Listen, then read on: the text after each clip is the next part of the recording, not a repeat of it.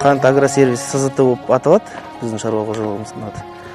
Қазір бізде 150 гектар жеріміз бар. 130 гектар қант қылшасын егіп отырмыз, 120 гектар жүгері егіп отырмыз.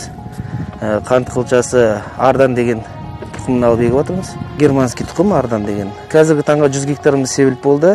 Әлі 130 гектарымыз бар, себіліп атылды. 30 гектарға себеміз, бастаймыз. Биыл Қапшағай қаласы бойынша жалпы 13.666 гектар жерге жоспарлап отырмыз игеруге. Оның 8,5 мың гектар суармалы жерлер болып есептеледі. Жалпы атап өтсек 800 гектар қызылша, соя бар 1000 гектар, 1000 гектарға жүгері, мал азықтық өнімдер бар 2000 гектардан асады. Былтыр біз жалпы ауыл шаруашылық өнімдерінен ИФО 20 миллиардты көрсеткенбіз, биыл 22-23 миллиард биыл көздеп отырмыз түседі деп осы ауыл шаруашылық өнімдерінен.